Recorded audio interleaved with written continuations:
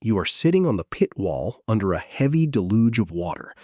Through the driving rain, you watch 20 carbon fiber machines slide through the swimming pool chicane at Monaco. On your left screen, the weather radar shows a second rain front hitting in 40 seconds.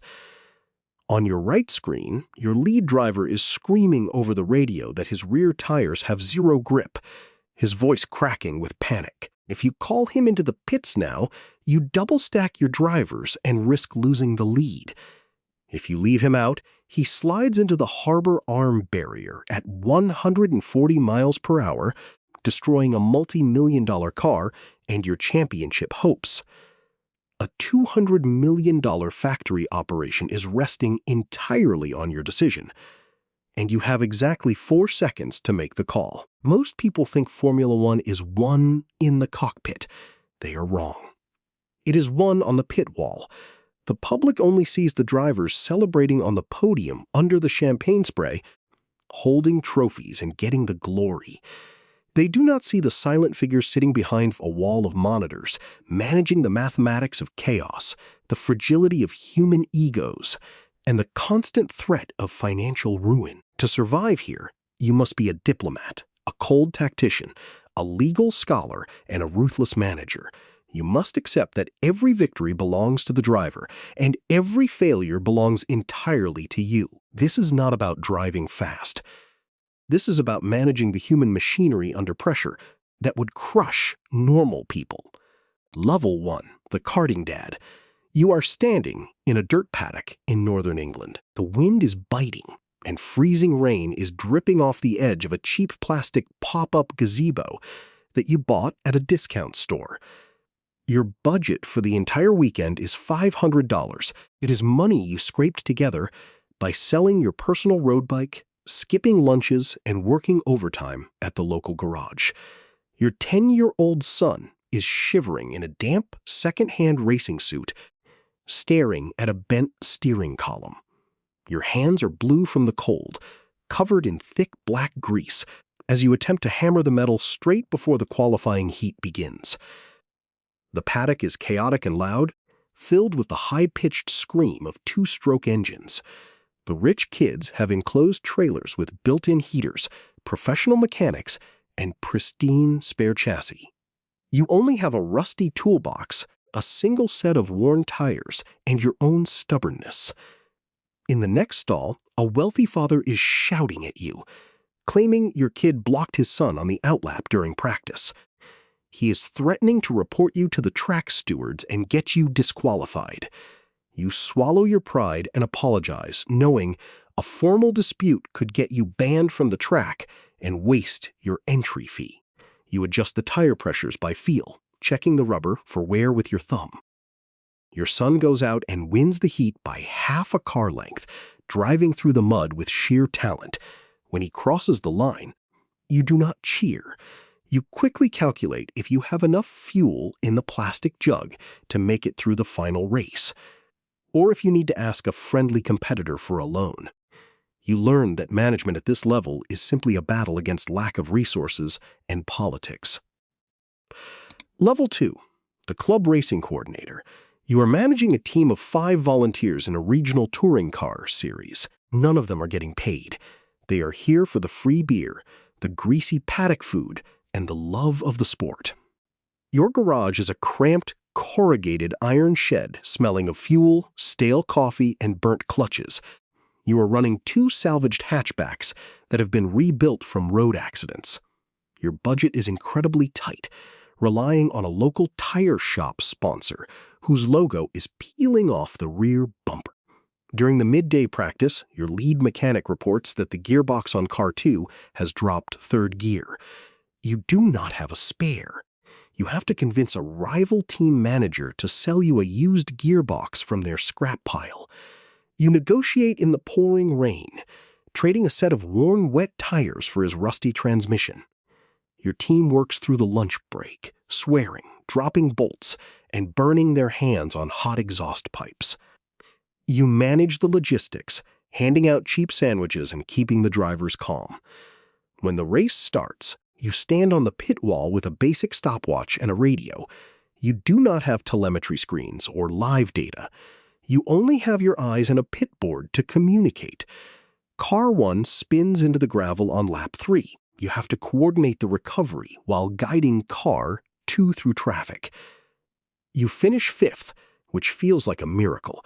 You celebrate by sharing cheap pizza in the back of the transport van, realizing that leadership is not about luxury, but keeping a fractured team moving forward. Lap 3. The Formula 4 Junior Data Engineer. You are now working for a professional junior team. Your world is defined by squiggly red and blue lines on telemetry screens, staring at data traces in a dark engineering truck. You are responsible for two 15-year-old drivers who have never driven a car with aerodynamics, wings, or slick tires. They are hot-headed, wealthy, backed by massive family bank accounts, and convinced they are the next world champion. Your team principal is a harsh, unsmiling veteran who only cares about data consistency, sector times, and protecting the team's investment. During a crucial test session at Silverstone in the morning, your lead driver ignores your explicit radio instructions to warm his front tires slowly.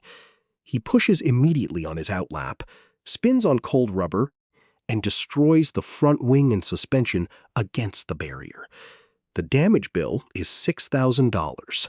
The team principal glares at you in the garage, holding you responsible for the driver's lack of discipline. You sit down with the kid in the cramped telemetry trailer. He is defensive, blaming the wind, the track surface, and the car's differential setup. You load the telemetry overlay on the screen, showing his throttle inputs compared to his teammate. You point to the red line showing his aggressive 60% throttle application on cold tires. The data does not lie. You speak calmly but firmly, stripping away his excuses line by line until he looks down at his lap in silence. You realize that engineering a racing car is simple math, but engineering a young human mind is a constant battle against ego, wealth, and insecurity. To help the young drivers progress, you spend hours comparing their throttle traces, brake pressure curves, and steering angles. You show the drivers exactly where they are losing time by braking too late and upsetting the car's balance in the high-speed corners. You teach them that data is the ultimate truth in racing, and their opinions must match the numbers. You act as a buffer between their demanding parents and the mechanics, defending the team's engineering decisions with charts and tables. You learn that a good manager must speak in the language of facts to diffuse emotional outbursts from wealthy backers who expect immediate results. Level 4. The Formula 3 team manager. You are now in charge of the entire garage, managing mechanics, engineers, transport truck logistics, and parts inventory. Your budget is $2 million, but in the feeder series, that money evaporates in weeks. Crash damage is your primary enemy, eating away at your operating capital. At Spa-Francorchamps, your two drivers collide with each other on the opening lap of the feature race while fighting for 5th place. Both cars are wrecks, dragged back to the pit lane on flatbeds. The cost of carbon fiber suspension arms, rear wings, and side pods totals $40,000. Your team owner calls you from London, furious about the financial drain. He warns you that if the budget is blown, you will have to lay off 3 mechanics before the next round in Monza. You have to sit both drivers down in a cramped, windowless office. They are throwing insults, blaming each other for the accident, and calling each other dangerous. You do not raise your voice or show emotion. You explain the cold reality of the team's bank account. You tell them that if they crash again, the team will not have the spare parts to build their cars for the next round. You make them shake hands in front of the mechanics to restore peace. That night, you stay up until 3 in the morning, cataloging spare parts, negotiating with carbon repair suppliers, and writing a revised budget spreadsheet. You learn that a manager's job is to protect the team from the destructive, self-absorbed ambition of its own drivers. Level 5. The Formula 2 Race Strategist. The margins here are measured in milliseconds, and the pressure is suffocating. You sit in a modern engineering truck, surrounded by monitors showing live track positions, tire degradation models, weather radars, and GPS tracking. Your driver is running third, fighting for the championship under the eyes of F1 team bosses. The tire wear is much higher than expected.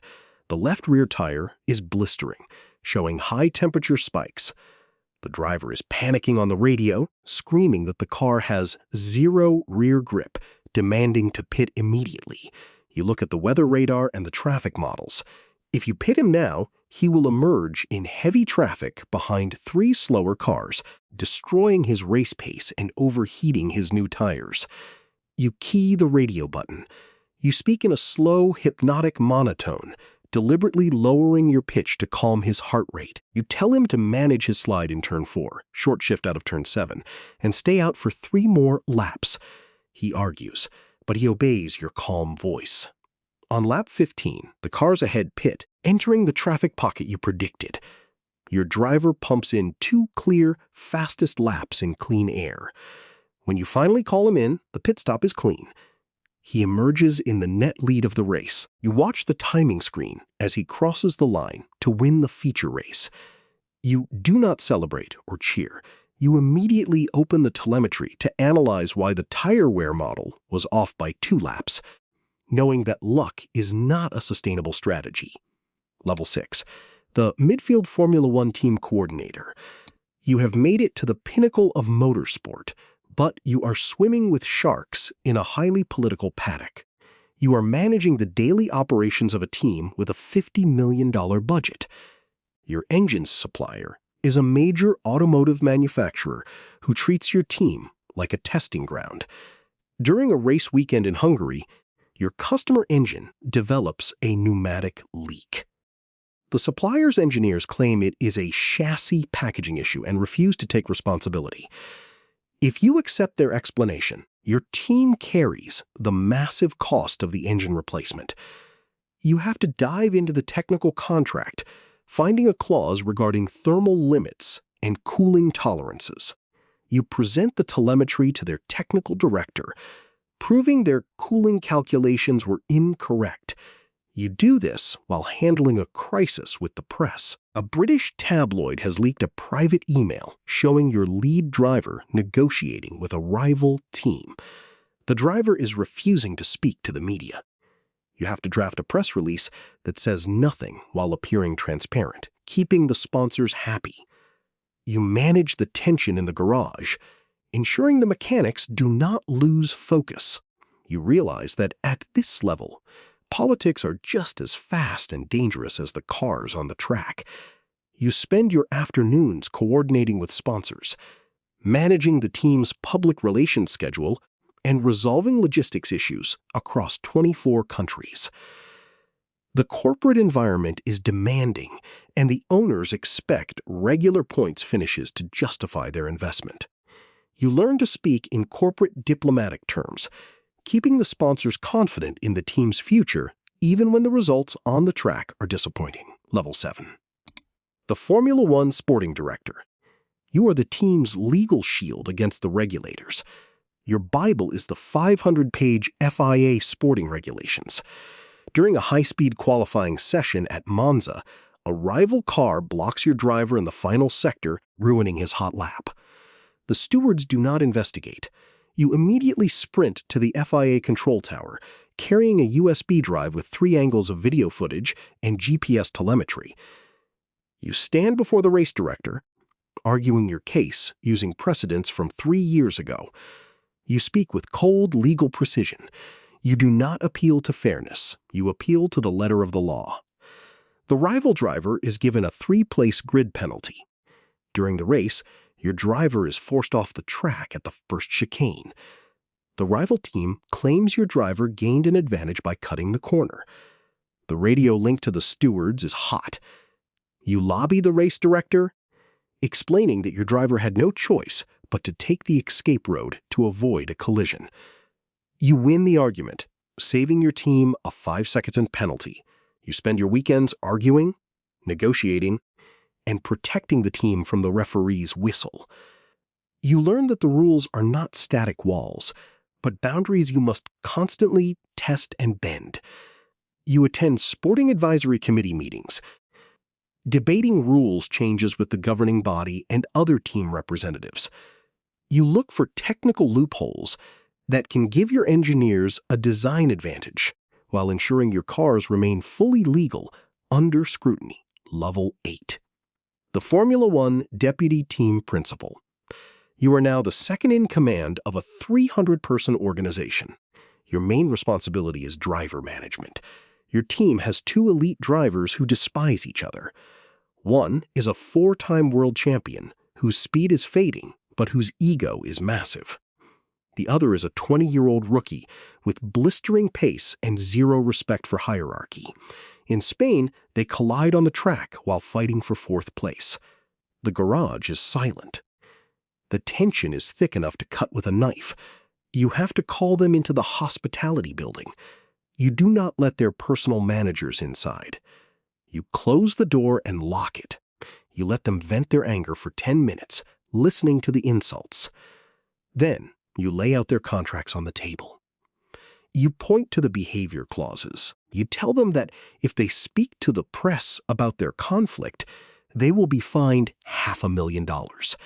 You tell them that the team's 300 employees work 80 hours a week to build their cars, and their childish rivalry is insulting to every mechanic in the garage. You force them to agree to a strict set of racing rules. You walk out to face 50 journalists, delivering a smooth, boring explanation that diffuses the media storm. You realize that managing genius is the art of controlling egos. Level 9. The Formula One Championship Team Principal. You are the public face and the ultimate authority of a massive organization. You manage a budget of $135 million, capped by strict financial regulations.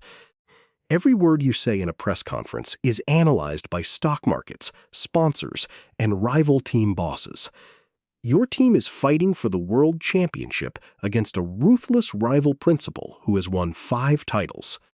He is playing psychological games in the media, accusing your team of using an illegal front wing design. The FIA launches an investigation. You have to coordinate with your technical director, preparing a defense of your wing's flexibility under load. You do this while negotiating a $30 million title sponsorship deal with a global technology firm. The negotiations are delicate, requiring you to fly to Tokyo between races. You arrive at the track running on 4 hours of sleep. During the team boss's meeting, your rival sits across from you, smiling and making passive-aggressive comments. You look him in the eye and deliver a calm, devastating rebuttal that exposes his team's own fuel flow irregularities. You realize that you are not just managing a racing team. You are fighting a political war on 3 fronts. You spend your days managing the long-term future of the team, planning investments in wind tunnels, simulator tech, and engineering recruitment. You must protect your staff from corporate interference, keeping the engineers focused on car performance while you manage the expectations of the owners and sponsors. Level 10. The Monaco double-stack CLIMAX. You are sitting on the pit wall under a deluge of water. Through the driving rain, you watch 20 carbon fiber machines slide through the swimming pool chicane at Monaco. On your left screen, the weather radar shows a second rain front hitting in 40 seconds. On your right screen, your lead driver is screaming over the radio that his rear tires have zero grip. If you call him into the pits now, you double stack your drivers and risk losing the lead. If you leave him out, he slides into the harbor arm barrier at 140 miles per hour. A $200 million factory operation is resting entirely on your decision. And you have exactly 4 seconds to make the call. You press the radio button, pit lane, prepare for double stack. You call both drivers in. The mechanics are ready. The first car slides into the box. The tires are swapped in 2.1 seconds. He is released.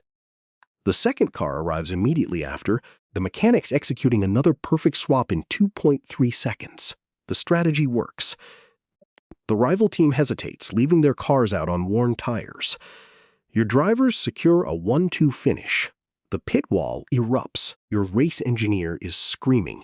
You stand up, remove your headset, and feel the cold rain on your face.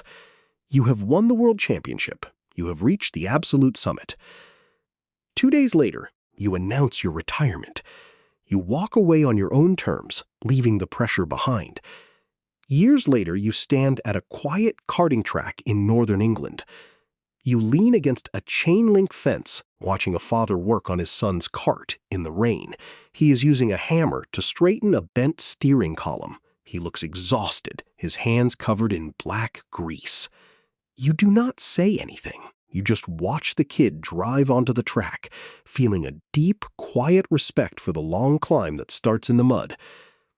You realize that the glory was never in the champagne or the trophies. It was in the process. The late nights in the engineering truck, the telemetry arguments, the split-second decisions, and the quiet satisfaction of seeing a plan come together under pressure. You watch the young driver complete a lap, his engine screaming in the cold air. You turn around and walk back to your car, finally at peace. You understand that the engine will eventually go silent, the sponsors will move on, and the trophies will gather dust. But the memory of the pit wall, the cold rain, and the 4 seconds that decided everything will stay with you forever. You start your car, drive away from the track, and look forward to the silence of the road ahead.